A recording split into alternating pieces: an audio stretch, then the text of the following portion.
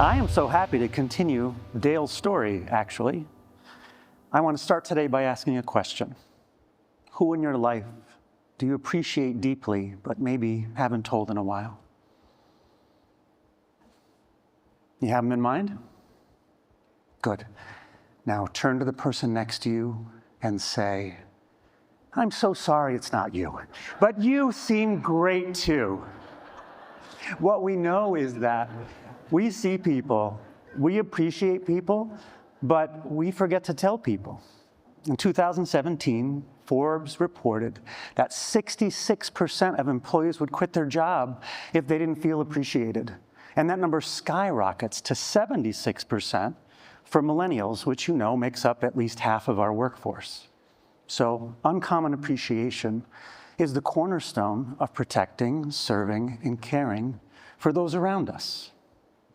And I want to share with you today how practicing uncommon appreciation and having an attitude of gratitude and standing in your power can change lives, can change our schools, and can really change the world. I was fortunate to become a principal in 2010. I was so excited to move to a building of only 600 students, coming from a huge high school before that. I thought I'd get to know every one of those kiddos. Do you know the best way to get to know high school students? Eat lunch with them. Eat lunch with them. But I wasn't fool enough to think that I'd just be able to walk in like a lion lurking up onto a herd of gazelles. They probably wouldn't run away, but they would definitely freeze in the hopes that I wouldn't see them. We've all been in a cafeteria before. So I hatched a plan. I created a scavenger hunt during freshman orientation. And the prize was me buying lunch for them for 1 week. I had successfully built a Trojan horse out of square pizza. So even to this day, really, 2 tables still resonate with me. One was a table of freshman boys, the other was a table of freshman girls, and it was like observing 2 different species in the wild. We know that too. And at the boys' table, really no surprises, pretty predictable dialogue.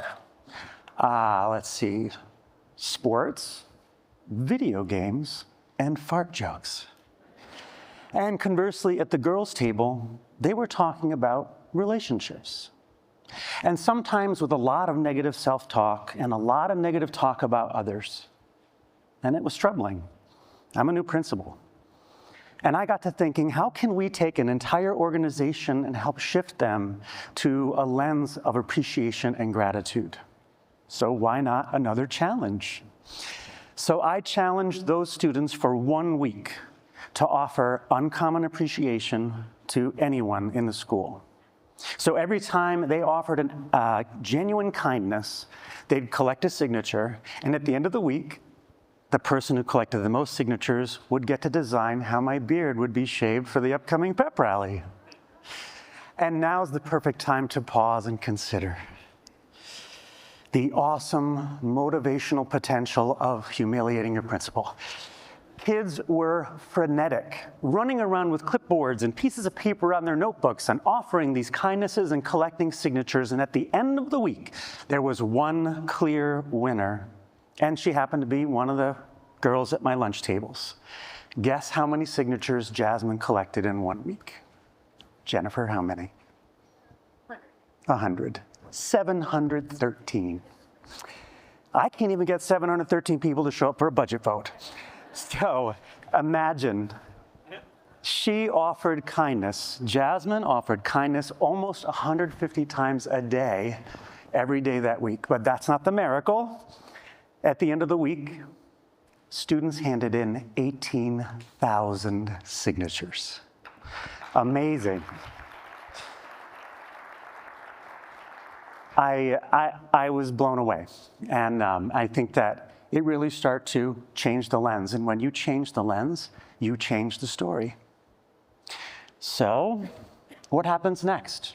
What we know is that when we offer and recognize, we appreciate those things that we like, value, and admire in others, we actually start to adopt them.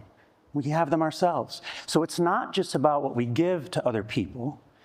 It's actually what it defines about us. Another thing while I learned at lunch is that we often ask students for their complaints and concerns, but we almost never ask them what they're grateful for. They were absolutely confused when I asked them what they were grateful for. But when I could get them to answer, their answers were pure and simple and so much more informative than a list of complaints.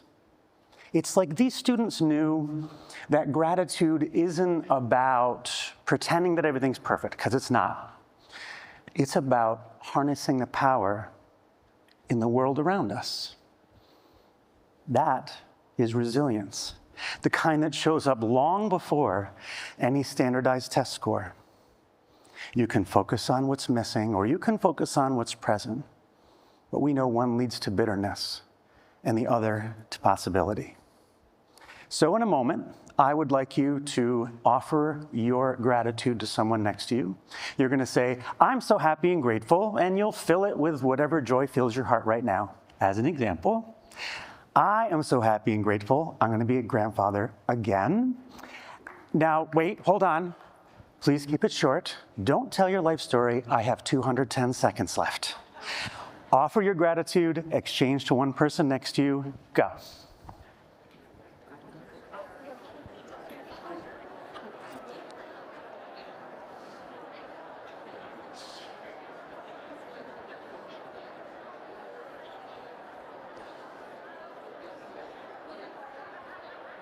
Great. Excellent. All right. You see that change in energy in the room? I will tell you that while having these conversations with students, you could tangibly see the shift to possibility.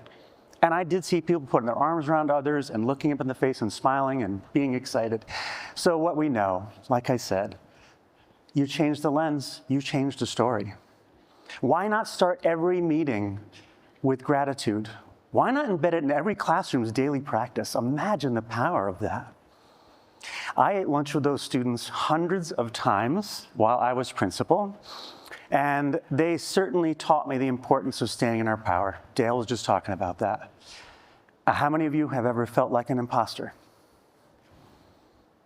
Yeah, you're not alone.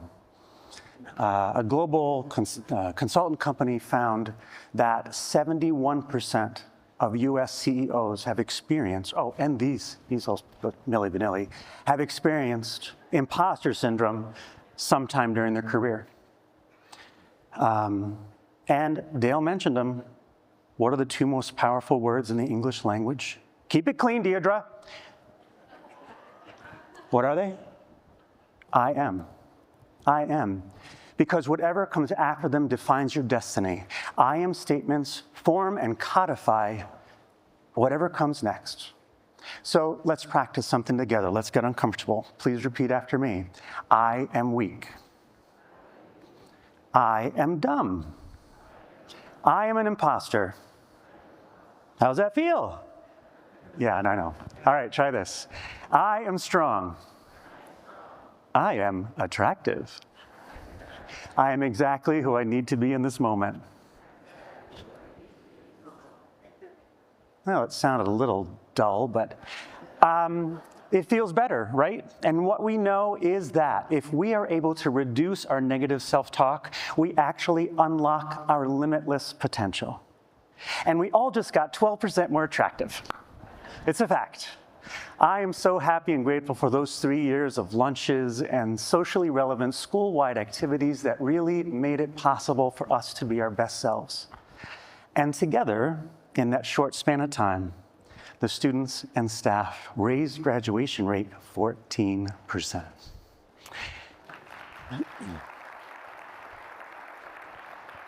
Fast forward to 2021, I am now the superintendent, and guess who is hired as a teacher and a coach in my district? Jasmine.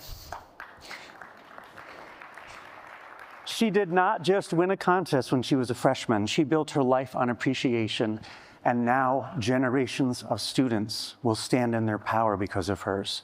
So I challenge you, model appreciation. Be grateful for what is present Stand in your power while you help others stand in theirs. Create a world where people start to think, I didn't know anyone noticed that, but they did. And if a free lunch helps start the conversation, even better. I am so happy and grateful for this time with you this morning. Thank you.